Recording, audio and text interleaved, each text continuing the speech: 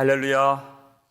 우리 왕이신 하나님께서 이 시간 영광을 받으시고 우리에게 기도의 영을 부으시고 모든 각 처소의 통치자가 되어주시는 예배가 되기를 주의 이름으로 축원합니다.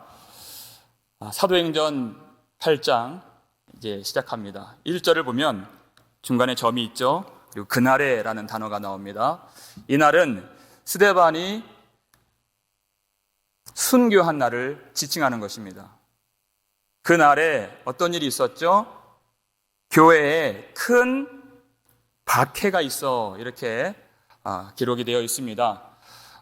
이 말의 뜻은 스데반의 순교하는 그 사건을 기점으로 예루살렘 교회에 큰 박해가 시작이 되었는데 스데반의 순교가 바로 예루살렘의 큰 박해의 신호탄이 되었다. 이 말뜻은 스데반이 순교를 당하고 큰 박해를 교회가 받는 것은 우발적으로 우연히 어쩌다가 벌어진 일이 아니라 유대인들이 그리고 그 권세자들과 통치자들이 그 일들을 오래전부터 계획하고 준비해 왔다 하는 그것을 또한 의미하고 있는 것입니다. 스데반이 죽은 그 사건을 통해서 이제는 대대적으로 교회에 큰 박해가 일어나게 되었죠. 그 전에 예루살렘 교회에 박해가 없었던 것은 아닙니다. 그 전에도 박해가 있었죠.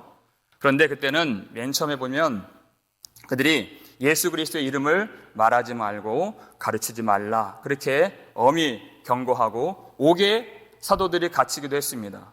그 말씀을 보면요, 사도행전 4장 18절 말씀이에요. 함께 읽겠습니다. 그들을 불러 경고하여 도무지 예수의 이름으로 말하지도 말고 가르치지도 말라 하니 그랬습니다.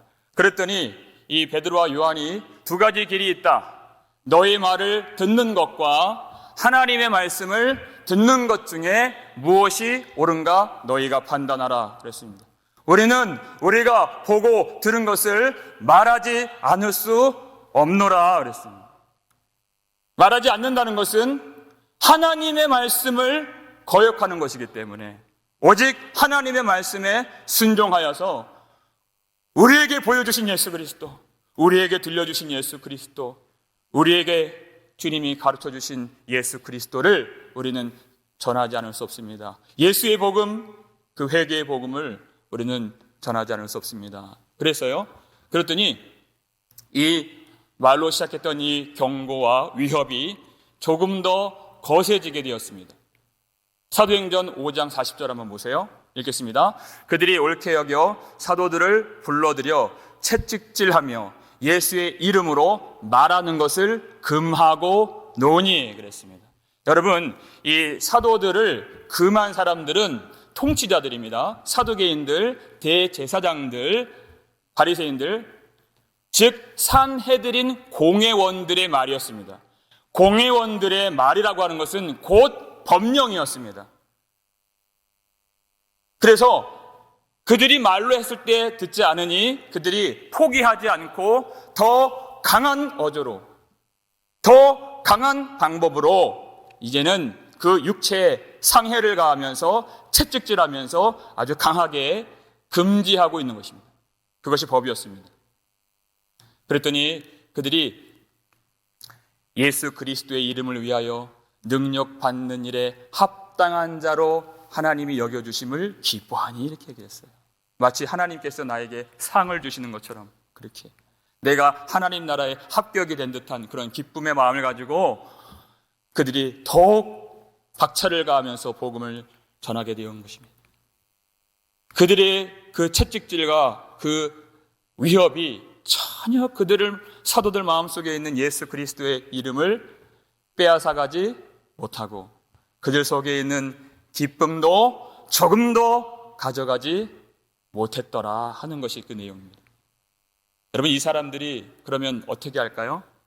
그래서 이제는 그들의 목숨을 가져가기로 한 것입니다. 그 첫 번째 시범 케이스가 바로 스데반이었습니다. 그리고 나서 이날을 기점으로 해서 그들이 계획한 대로 일제히 큰 박해를 지금 교회에 가하고 있는 것입니다. 그래서 큰 박해라고 했어요. 메가스라고 하는 헬라어가 쓰여 있습니다. 아주 크다는 뜻이죠. 그리고 여러분 8장 1절을 보면 사도 외에는 그 옆에 어떤 단어가 있습니까? 다라는 단어가 있죠. 다. 판타스라고 하는 이 헬라어 단어. 모든, 각각이라는 뜻입니다. 처음에 박해는 말로 시작하고 그 다음에 이제 육체 상해를 가하고 이제 목숨을 끊는 점점점 강해지고 커져가는 점진되는 박해였습니다. 그것은 정도에 있어서의 큰 박해였어요. 그런데 모든이라는 다라는 이 단어는 뭡니까? 그 대상에 있어서도 사도들에게만 박해를 가했던 것이 아니라 이제는 모든 사람들, 남자와 여자와 어떤 그 나이 많은 사람과 젊은 사람 상관없이 모든 사람에게 그 박해를 전포괄적으로 전면적으로 가하게 되었다 하는 그 얘기를 하고 있는 것입니다. 그랬더니 이 예루살렘에서 도무지 이 교인들이 살 수가 없는 지경에까지 오게 된 것입니다. 여러분, 예루살렘이란 곳이 어떤 곳입니까? 하나님이 아브라함을 통해서 약속해 주시고 다윗을 통해서 차지하게 하시고 그의 아들 솔로몬을 통해서 하나님의 영광의 임재를 경험할 수 있는 성전이 있는 그 땅, 그들의 생활과 그들의 모든 신앙의 중심지였습니다. 그들의 마음 가운데는 이제 믿음이 있죠. 이제는 예수를 믿기 때문에 어느 곳에서나 하나님의 임재를 경험하고 예수 그리스도 참된 성전이신 주님을 통하여서 하나님의 영광을 경험하며 하나님께 예배할 수 있는 그 믿음이 그 속에 있었습니다. 그럼에도 불구하고 날마다 마음을 같이하여 성전에 모이기를 힘쓰고 각각 집에서 떡을 떼며 순전한 마음으로 음식을 나누고 은혜를 나누고 사랑을 나누었던 성도들을 뒤로하고 예루살렘을 떠나야 하는 그들의 그 갈등과 고민과 그 마음을 누가 헤아릴 수 있겠습니까? 성경을 보니까요, 모든 사람들이 한 지역에 머무는 것이 아니라 유대와 사마리아 모든 땅으로 흩어지니라 이렇게 되었어요. 뿔뿔이 흩어지게 된 것입니다. 다시 그 뜨거운 마가의 다락방에서 간절히 함께 만나서 언제 다시 기도할 수 있을까? 언제 다시 이 예루살렘 땅에 모일 수 있을까? 기약 없이 모든 사람들이 각 사방으로 뿔뿔이 흩어지게 된 것입니다. 그 모습을 보았을 때 그 산헤드린 공회 사람들이 그들의 마음에 품었던 생각과 계획들이 차근차근 이루어지고 있는 것이에요. 이 교회를 완전히 잔멸하고 없애버리려고 했었는데 스데반을 죽이고 교회에 큰 핍박을 가하니 사람들이 흩어지게 된 것을 보고서 사울도 그것을 마땅히 여겼다 그랬습니다. 그리고 그들의 계획이 잘 진행된 것처럼 생각이 되었을 것입니다. 그런데 그것은 그들의 계획이 아니라 하나님의 계획이었다는 것입니다. 여기서 말씀을 보면요, 흩어지니라 그랬어요. 이 흩어지니라 이 단어가 디아스페이로라고 하는 단어입니다. 여기서 디아스포라라고 하는 흩어진 사람, 흩어진 사람들 이런 단어가 나온 것이죠. 디아스페이로. 이 단어 속에는 하나님의 섭리가 내포되어 있는 그 단어입니다. 특별히 이 단어가 능동태로 쓰인 것이 아니라 수동태로 쓰였는데 그 말은 이 백성들이 흩어지게 된 것은 그들의 자발적인 동기와 그들의 능동적인 행동으로 나아간 것이 아니라 당연히 어쩔 수 없이 수동적으로 그들이 끌려가듯 흩어지게 되었다는 말을 하는 것입니다. 그런데 그것조차도 하나님의 계획과 하나님의 섭리 안에서 이루어진 일이다 하는 것이죠. 이 디아스페이로라고 하는 이 단어를요, 이 구약 성경은 이 히브리어로 쓰여 있기 때문에 그것을 헬라어로 번역한 성경을 우리가 70인역이라고 하잖아요. 그래서 그 단어가 어디에 쓰였는가 보니까요, 거기에 쓰였어요. 하나님의 섭리가 잘 담겨 있는 신명기 30장 4절에 이 단어가 쓰입니다. 함께 읽겠습니다. 내 쫓겨간 자들이 하늘가에 있을지라도 내 하나님 여호와께서 거기서 너를 모으실 것이며 거기서부터 너를 이끄실 것이라. 아멘. 그랬어요.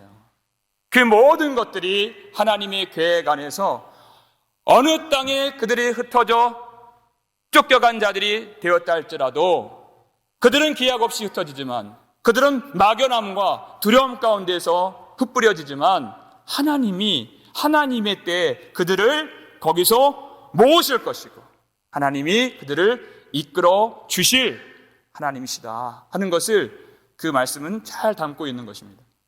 그 모든 것들이 하나님의 계획 안에서 예루살렘 교회가 베드로가 설교했을 때 3,000명이 한 번에 회심한 것도 그것은 하나님의 능력이었습니다. 그건 베드로의 능력이 아니었어요. 하나님의 섭리와 계획 가운데에서 하루는 3,000명, 또 다른 날은 5,000명이 회심하여서 한 10,000명 가까이 되는 그런 성도들이 있었습니다. 우리의 생각에 이제는 10,000명이니까 그 다음에 20,000명, 그 다음에 30,000명 이렇게 가면은 하나님의 뜻이 이루어지겠지? 그런데 이 잘 나가는 예루살렘 교회를 하나님이 브레이크를 거시고 중단시키시는 것이에요. 우리는 이해할 수가 없지만 이렇게 흩뿌려진 백성들을 어떻게 믿음을 지키며 이 사람들이 어떻게 주님을 바라보면서 이 예루살렘 교회는 도무지 회복될 가능성이 있을까? 그건 사람의 생각이라는 것입니다. 그 안에 하나님의 무한한 측량할 수 없는 지혜와 계획과 뜻이 숨겨져 있다는 것입니다. 예수님께서 승천하실 때 마지막으로 주신 말씀, 오직 성령이 너에게 임하시면 너희가 권능을 받고 예루살렘과 온 유대와 사마리아와 땅끝까지 이르러 내 증인이 되리라. 아멘. 말씀하셨어요. 그들이 그 말씀을 받았지만 땅끝까지 이르러 예수님의 증인이 된다는 그 말씀을 잘 이해를 못했어요. 어떻게 해야 될까? 그리고 이방인의 전도에 대해서 아직까지도 여전히 거부감이 들고 경계심이 들고 두려운 마음이 들고 그 일을 행하지 못했던 때였습니다. 하나님의 뜻을 잘 분별하지 못했던 이 백성들이, 그리고 그 방법을 찾을 길이 없었던 이 백성들에게 하나님이 능력으로 그들을 흩어지게 하신 것입니다. 그랬더니 어떤 일이 벌어졌습니까? 오늘 본문은 아니지만 4절을 보시면 8장 4절입니다. 함께 읽어보겠습니다. 그 흩어진 사람들이 두루 다니며 복음의 말씀을 전할세. 과연 그들이 이 예루살렘 안에서 폭발적인 성령의 역사와 부흥을 경험했던 이 백성들인데 정말 예수님 말씀 그대로 이제는 온 유다와 사마리아와 이제는 땅끝까지 이르러 예수님이 증인이 되는 그 교회로 누가 만드신다고요? 하나님이 만드셨다는 것입니다. 사람의 지혜로 이 일을 감당할 수 없습니다. 그 위정자들과 통치자들은 자신들의 계획이 이루어졌다고 생각했을 그 즈음에 하나님은 신실하게 하나님의 약속을 실행하고 계시고 그 일들을 준행하고 계시는 하나님이시다라는 것을 우리에게 가르쳐주는 것이죠. 우리는 이 대목에서 하나님께서는 과연 하나님의 계획을 반드시 이루시는 분이시고 모든 세상, 모든 만물, 모든 사람들을 통치하시고 주관하시고 다스리시는 왕이 되시는 하나님이심을 우리는 반드시 기억해야 됩니다. 시편 103편 19절 말씀이죠. 함께 읽겠습니다. 여호와께서 그의 보좌를 하늘에 세우시고 그의 왕권으로 만유를 다스리시도다. 아멘. 그랬습니다. 하나님이 그의 왕권을 가지시고 어떤 세상의 계획이나 어떤 사람의 지혜를 가지고 어떤 사람의 생각으로 절대 하나님의 뜻과 계획을 어그러뜨릴 수가 없는 것입니다. 왜냐하면 하나님의 보좌는 땅에 있는 것이 아니라 하늘에 있고, 그리고 하나님의 왕권으로 지금도 모든 만물을 하나님이 통치하고 다스리고 주관하고 계시기 때문에 그렇습니다. 이 땅에서 벌어지는 모든 일들은 하나님의 계획과 하나님의 왕권을 조금도 벗어날 수가 없는 것입니다. 우리는 이 시간에 하나님을 믿을 때 하나님의 왕권을 믿어야 됩니다. 그리고 그 왕권을 찬양해야 합니다. 지금도 이 땅을 다스리시고 주관하시는 하나님, 그 사람의 생각과 모든 통치자들의 음모를 아시고 그들의 계획을 다 아시면서, 그렇지만 반드시 하나님의 뜻만 나타나고 성취가 되도록 지금도 일하시는 하나님. 그래서 하나님께 속한 사람은 절대 인생의 실패란 없는 것입니다. 하나님의 계획 안에 있고 하나님의 왕권 안에 있기 때문에 그렇습니다. 예수 그리스도 반석 위에 세워진 교회는 절대 망하지 않고 음부의 권세가 이길 수 없는 것입니다. 하나님의 왕권이 그 교회를 붙잡고 계시기 때문에 그렇습니다. 어떠한 공격, 어떠한 환난, 어떠한 핍박, 이 땅에 벌어지는 그 어떠한 사건들 일어나도 하나님의 계획을 절대 뒤집어 놓을 수 없다. 우리가 요사이 함께 모이지 못하고 온라인으로 예배를 드리는 이때를 맞이하면서 참 우리 마음에 어떤 두려움과 막연함이 들어올 때가 있습니다. 성도님들하고 전화를 하다 보면은 항상 나오는 질문이, 목사님 이거 언제까지 가겠어요? 제가 모르죠. 한 가지 아는 것, 하나님이 왕권으로 다스리십니다. 그 대답밖에 할 것이 없는 것입니다. 어떤 그 세상의 공격이 다가와도 하나님께서 다스리시는 이 땅과 그리고 그 백성들과 이 교회, 하나님의 뜻만 성취되도록 지금도 우리를 붙잡고 계시는 줄 믿습니다. 전혀 요동할 일이 없는, 전혀 우리가 흔들릴 필요가 없는 이런 상황 가운데에서 하나님이 왕권을 믿고 의지하며 주님을 바라볼 수 있는 그 믿음이 더욱더 견고해지고 굳건해지는 이 밤이 되기를 주의 이름으로 축원합니다. 그 가운데에서 교회가 큰 핍박을 만났는데 오늘 성경 본문 2절을 보면요, 이런 대목이 나옵니다. 경건한 사람들이 스데반을 장사하고 위하여 크게 울더라, 이렇게 나왔어요. 그 하나님의 왕권을 믿고 하나님을 의지했던 사람들이 바로 경건한 사람들이었습니다. 그런데 성경 기자는 이 대목에서 스데반을 장사하고 위하여서 크게 울었다 하는 그 내용을 여기 집어넣었습니다. 여기에는 의미가 있습니다. 왜냐하면 이 사람들이 경건한 사람들이죠. 보통 유대인들은 일반적으로 산헤드린 법정에서 돌에 맞은 그리고 죽은 사람들을 장사하지 않습니다. 왜냐하면 산헤드린 공회는 하나님이 세우신 최고 의결 심판 기구이기 때문에 거기에서 불법으로 드러나서 판결을 받고 사형을 당한 사람은 하나님의 법령을 어긴 심판받은 자로 간주되기 때문에 그들은 장사를 지내지 않습니다. 그런데 경건한 사람들이 스데반을 장사하고 위하여서 울었는데 어떻게 울었어요? 크게 울었다 그랬어요. 그것은 무엇을 의미하는가? 산헤드린 공회가 내린 이 사형 판결은 전혀 동의할 수 없는 부당한 판결이다 하는 것을 그들이 공론화하고 그들이 그 결정을 거부하고 그들이 반대하면서 이 장사를 지내고 있는 것입니다. 당신들은 스데반을 돌로 쳐 죽였지만 당신들의 그 마음에 있는 죄를 회개하지 않고 성령을 거스르고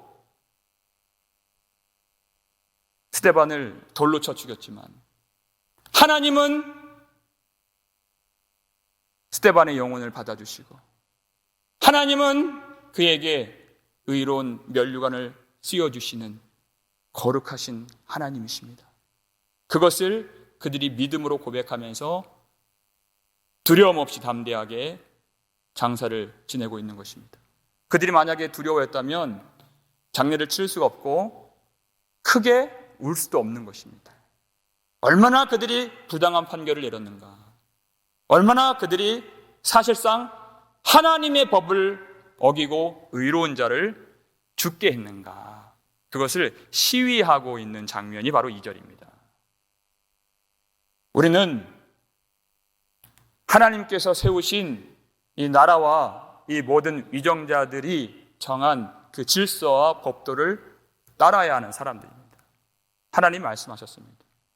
그런데 그들이 하나님의 법을 어기고 하나님의 법을 어기도록 종용할 때에는 더 이상 그 법을 따를 수가 없는 것입니다. 왜냐하면 우리는 하늘의 왕권을 가지시고 만물을 다스리시는 하나님께 속한 사람들이고 하나님만 섬기는 사람들이기 때문에 그렇습니다. 그러니까 성도는 우는 것입니다. 울지 않을 수가 없는 것입니다. 세상은 점점 아까 핍박이 어떻게 된다 그랬어요? 말로 시작했던 핍박이 육체 상해로 강하고 그리고 이 목숨을 끊는 그것이 이 역사 속에서 그렇게 펼쳐지는 이 땅을 우리가 살고 있는 것입니다. 점점 점진되고 커져가는 그 박해 속에서 이 땅이 하나님을 대적하고 하나님께 영광을 돌리지 아니하며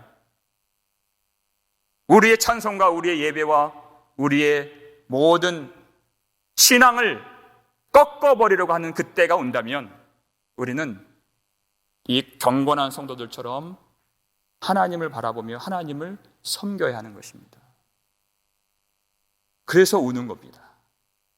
울지 않을 수가 없는 것입니다. 이들이 이 스데반을 장사할 때 스데반이 천국에 간 것을 누가 부인하고 누가 모르겠습니까? 그런데 그들은 크게 울었어요. 왜냐하면 한 영혼이 천국에 가기까지에는 정말 이루 다 말할 수 없는 환난과 연단을 받는 것을 경건한 사람들은 알기 때문에 그래요. 왜 압니까? 그 예수 그리스도의 고난에 동참하고 있기 때문에 아는 것이에요. 어떨 때는 제가 예배를 인도하려고 이 자리에 서면요, 그렇게 마음을 먹지도 않았는데 그렇게 하나님을 사모하면서 그 어려움 중에도 그 환난을 이겨내고 인내로서 주님께 예배하고자 앉아있는 그 고통 중에서도 오래 참고 주님을 의지하는 성도님들을 볼 때는 참 저도 주체할 수 없는 그 눈물이 나올 때가 있어요.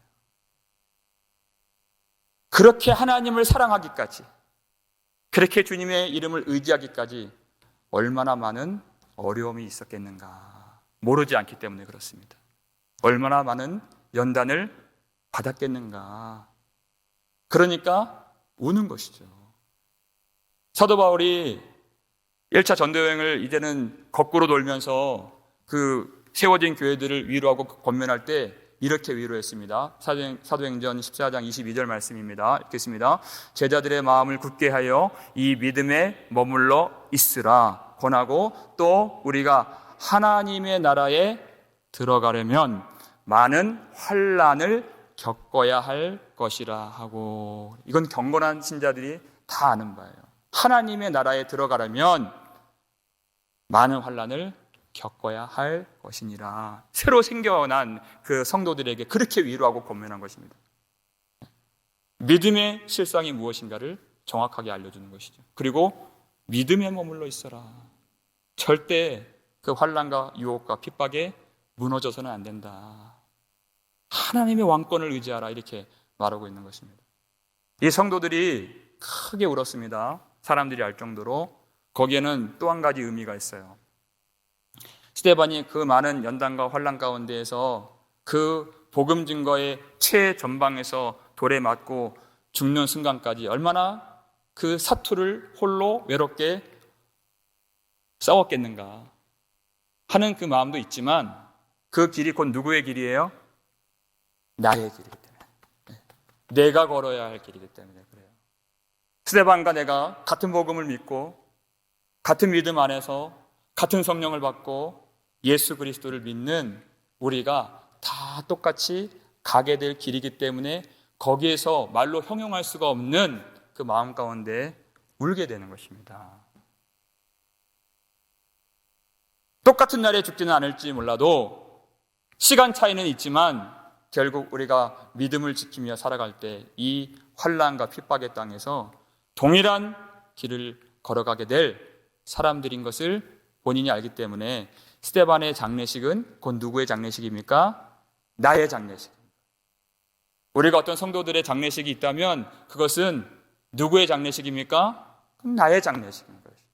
똑같은 길을 가고 우리는 똑같이 오늘도 죽어야 하는 사람들이기 때문에 그렇습니다. 디모데후서 3장 12절 말씀이죠. 함께 읽겠습니다. 무릇 그리스도 예수 안에서 경건하게 살고자 하는 자는 박해를 받으리라. 성경은 정말 여러 곳에서 경건한 사람들이 하나님의 나라에 들어가기까지 얼마나 많은 박해를 당하고 얼마나 많은 환난을 당하는가, 그것을 알아요. 그래서 우리가 좋아하는 찬송가 492장 2절 보면 눈물 골짜기 더듬으면서 나의 갈 길 다 간 후에 주의 품 안에 내가 안기어 영원토록 살리로다. 이렇게 열린 천국문 내가 들어가 나의 짐을 다 벗어놓고 빛남 면류관 받기까지 빛남 면류관 쓰고서 주와 함께 길이 영원토록 살리. 이게 우리의 고백이잖아요. 여러분, 그 눈물이 있어야 주님께서 이 말씀을 우리에게 행해 주십니다. 반드시 우리는 이 눈물이 있어야. 왜냐하면 경건한 신자들, 하나님께 속한 사람이 우리이기 때문에 그렇습니다. 어떤 말씀일까요? 요한계시록 21장 4절 말씀이죠. 앞부분만 읽겠습니다. 모든 눈물을 그 눈에서 닦아주시니. 경건한 신자들이 흘리는 눈물이 있어야 주님이 닦아주실 수 있다는 것입니다. 예수 이름을 위하여서, 그 복음을 위하여서 자기 상에 입는 것, 자기 손에 당하는 것, 자기 목숨 바치는 것 아쉬워하지 않냐. 오직 주님을 위해서 살아간 우리의 많은 사람들 앞에서의 그 증언, 하나님 앞에서의 그 은혜를 따라서 살아간 모든 성도들은 그 눈물이 그 안에 있습니다. 그런데 여러분, 이 눈물은요, 절대 두려워서 흘리는 눈물이 아니죠. 절대 슬퍼서 흘리는 눈물이 아닙니다. 뭐냐면 모든 주권을 갖고 계시고 왕권을 갖고 계신 하나님께 나의 모든 인생과 목숨을 다 맡길 때 그때 터져나오는 눈물인 것이. 이제는 내가 세상에 기대지 않겠습니다. 내가 세상에 기웃거리지 않겠습니다. 굽신거리지 않겠습니다. 나의 왕이 되신 하늘의 보좌를 펼치시고 왕권을 가지시고 지금도 주관하시고 다스리시는 나의 왕이신 하나님, 우리 구주 예수 그리스도, 오직 주님만 따라가겠습니다. 주님께 전적으로 의지하고 기도하고 이 세상 그 어떤 것도 두려워하지 않고 주님께 맡기면 그때 나오는 눈물이 있다는 것이에요. 그것이 바로 경건한 신자들이 갖는 이 장례식의 눈물이라고 하는 것입니다. 오직 예수 그리스도의 복음을 위하여, 그 복음을 사수하고 오직 예수 그리스도의 이름을 위하여, 주의 영광을 위하여 그 눈물을 갖고 예수 그리스도를 사랑할 때 흘리는 그 눈물이 우리 가운데 있는 복된 저와 여러분 되시기를 바랍니다. 마지막으로 우리 간단하게 3절을 한번 보겠습니다. 3절을 보면요, 이 말씀이 나옵니다. 사울이 교회를 잔멸할새 각 집에 들어가 남녀를 끌어다가 옥에 넘기니라, 그렇게 얘기를 했어요. 사울이 교회를 잔멸할새, 교회가 큰 핍박을 받는데 이 성경 기자 누가는 사울이 어떤 역할을 감당했는가 이것을 주목하고 있습니다. 잔멸하다 하는 것은 완전히 황폐하게 만든다는 것이에요. 그 멧돼지 한 마리가 그 포도원을 완전히 짓밟고 짓이기고 완전히 무너뜨리고 황폐하게 만드는 그 그림이 담겨있는 그 말입니다. 사도 바울의 이 옛적 사울의 그 계획이 무엇입니까? 그 교회가 완전히 망하는 것이에요. 그리고 어딜 들어갔어요? 각 집에 들어갔습니다.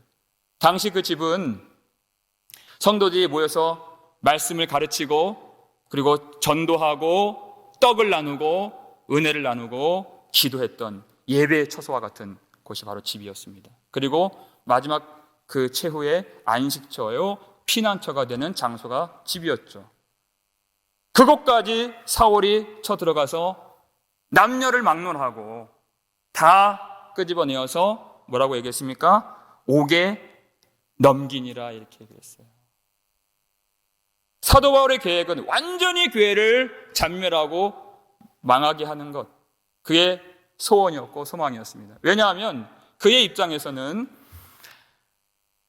십자가에서 하나님의 저주를 받고 죽은 그 예수를 부활했다고 믿는, 그리고 하나님의 보좌 우편에 서 계신다고 믿는 이 사람들이 얼마나 신성모독하는 사람들이고 도무지 말도 되지 않는 그런 이 교회를, 하나님의 성전을 더럽히고 오염시키고 절대 뿌려서는 안 되는 바이러스와 같은 존재들인가, 그 생각 때문에 완전히 교회를 박멸하고 완전히 이 복음의 도를 따르는 사람들을 죽이려고 혈안이 되어 있는 것입니다. 더 이상 이 예수의 도가 확산되는 것을 그가 허락하지 않고 그것을 막기 위하여서 사람들을 다 잡아다가 옥에 넘겨버리는 것이죠. 그런데 이 성경 기자 누가라는 사람은, 여러분, 신약 성경을 가장 많은 분량을 쓴 사람이 바로 누가입니다. 누가복음, 이 사도행전 이 두 권을 썼는데 이 사람 참 위트 있는 사람인 것 같아요. 오늘 이 본문을 보면 3절에 남녀를 끌어다가 이렇게 얘기를 해요. 쉬로라고 하는 이 헬라어 단어인데 이 단어가 사도행전에서 한 3번 정도 쓰입니다. 그런데 첫 번째가 바로 오늘 본문이고 두 번째 나오는 본문을 보면 참 재밌어요. 바로 사도행전 14장 19절을 보면 이 본문이 나옵니다. 이 단어가 나옵니다. 함께 읽겠습니다. 유대인들이 안디옥과 이고니온에서 와서 무리를 충동하니 그들이 돌로 바울을 쳐서 죽은 줄로 알고 시외로 끌어내치니라, 이렇게 얘기했어요. 사울이 남녀를 끌어다가 옥에다가 넘겼던 그 장면을 설명했던 이 시로라고 하는 이 단어를 바로 여기에서, 이제는 누가 돌에 맞습니까? 스데반의 그 순교 장면에서 스데반이 돌에 맞은 것처럼 이제는 바울이 돌에 맞는 것이에요. 사람들이 죽은 줄로 알고서 그를 시외로, 영문 밖으로 그를 끌어다가 이제 내동댕이 쳐버리는 것입니다. 그때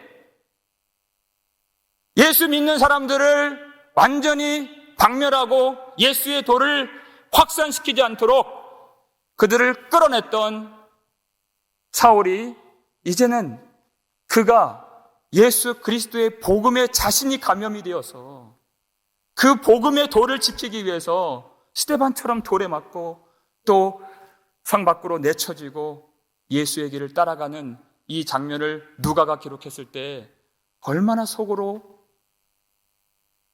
웃으면서, 얼마나 속으로 울면서 어떤 복잡한 감정으로 이 말씀을 그가 기록했겠습니까?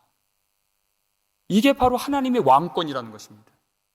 절대 그 사울의 계획대로 하나님이 되도록 역사하지 않으시고 오히려 자신이 예수의 도에 감염이 되고 예수의 복음에 감화가 되고 예수의 복음으로 백신을 맞아서 그 복음 때문에 그가 돌에 맞기까지, 자신이 목숨을 내어놓기까지 그렇게 하나님 앞에 참된 믿음을 갖게 되는 그 일을 하나님이 계획하셨고 하나님이 왕권으로 그 일을 다스려 주셨다는 것입니다.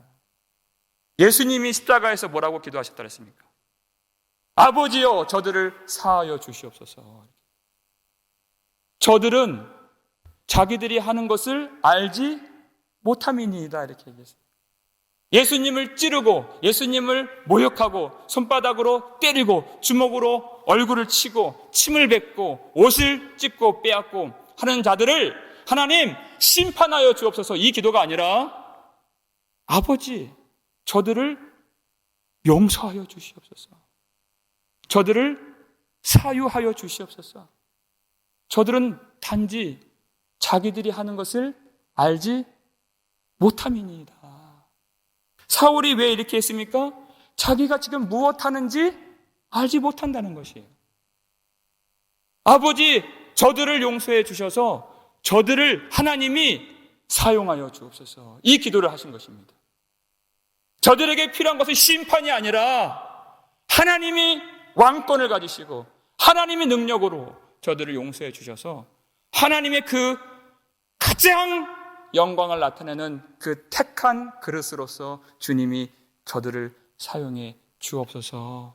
그래서 사울이 변화되었고 그래서 우리가 주님 앞에 나아올 수 있었던 것입니다.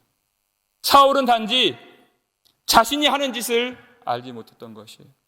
그래서 예수님은 심판의 권세를 가지시고 왕권을 가지신 예수님은 사울을 심판하신 것이 아니라 사도행전 9장을 보면 호련히 하늘로부터 빛 가운데에서 그를 만나주신 것입니다. 먼저 스데반이 보았던 그 예수님의 영광의 빛, 그리고 자신이 끌어냈던 그 남자와 여자가 보았던 예수님의 영광의 빛, 그 빛을 사울에게도 예수님이 비추어 주셨어요. 그랬더니 남녀를 막론하고 끌어내어 옥에 넘겨버렸던 사울이 예수의 영광에 완전히 사로잡히게 되니까 자신을 주님께 내어주고 자신의 주도권과 자신의 생명과 자신의 모든 마음과 인생을 주님께 내어주게 되는 거룩한 하나님의 사람이 되었다는 것입니다. 이 모든 환난의 때에 우리가 이 땅을 바라볼 것이 아니요 왕권을 가지고 지금도 다스리신 하나님, 사람이 어떤 계획으로 이루어지도록 허락하지 아니하시고 하나님의 계획과 뜻만 나타나도록 이끄시는 하나님을 이 밤에 바라보실 수 있기를 축원합니다. 우리 마지막으로 이 말씀 함께 우리 마음에 담고 우리 기도로 나아가길 원합니다. 우리 베드로전서 5장 10절 말씀이죠. 함께 읽겠습니다. 모든 은혜의 하나님 곧 그리스도 안에서 너희를 부르사 자기의 영원한 영광에 들어가게 하신 이가 잠깐 고난을 당한 너희를 친히 온전하게 하시며 굳건하게 하시며 강하게 하시며 털을 견고하게 하시리라. 아멘. 영광의 하나님께서 우리도 빛을 비추어 주셔서 이 환난의 때, 이 고통의 때 모든 사람들이 막막해하는 이 어둠의 땅에서 영광의 하나님의 빛을 비추어 주셔서 오늘 이 밤에 해같이 빛나는 하나님의 사람들 다 되실 수 있기를 축원합니다.